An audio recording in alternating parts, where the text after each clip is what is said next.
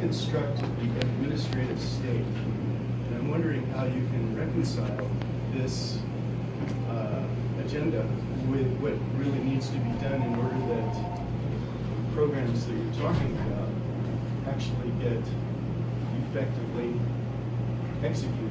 And the other thing, of course, is that, of course, drug addiction is really nothing more than an effect of a problem, of a larger problem, and that is the deconstruction of our ability to fund government.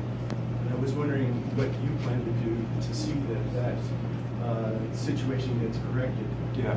Because, from what I've heard up to this point, you are really advocating for more of the same economic policy, neoliberal policy. Oh, trust me, I'm not advocating for more of the same in the last 10 years.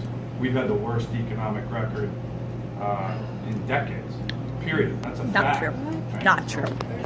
Sorry, but that is not true. I'll just give you the numbers, but first, thank you for your service, right? And one thing hopefully you guys do focus on, or that I focus on, are the our veterans, right? So if you have any issues with regard to the VA, let me know. It's a big issue that I'm focused on.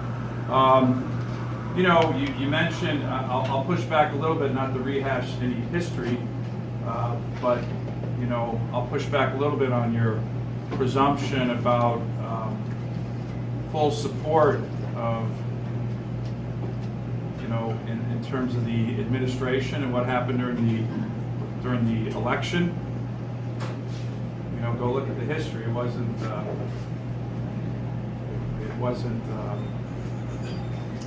what you stated. So I'm not going of history.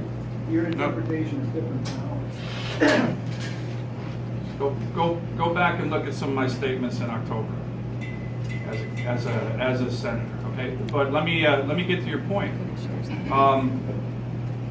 The U.S. economy has not hit 3% GDP growth.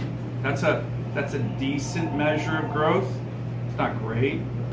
Traditionally, the U.S. number for growth, which to me is the kind of depiction and essence of the American dream, whether it's a Democrat or Republican driving that growth for the last 200 years, has been about 3.9%. During some administrations, it's really good. Reagan was in the 4 or 5, Bill Clinton's 4 or 5. That to me is one of the most important things we can be doing, is growing the economy. The last 10 years, we never even hit that. President Obama was the first president that never hit 3% GDP growth in a year. That's a fact, and that is really bad for the country. In my speech to the legislature, the number one issue I focus on, growing the economy, growing the economy, growing the economy, and good jobs. Good jobs.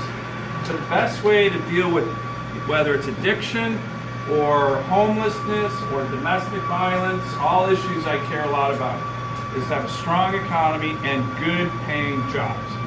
That's what I'm going to be focused on. So I would respectfully disagree with you that the economy has been good. The economy, by any historical measure, has been bad.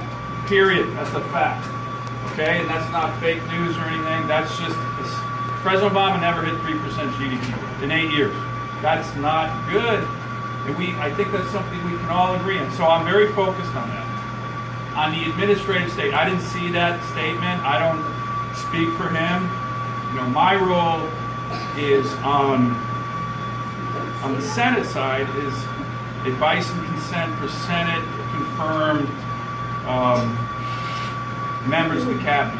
And I think the vast majority of those who come to see me, I think, are going to be really good on the economy.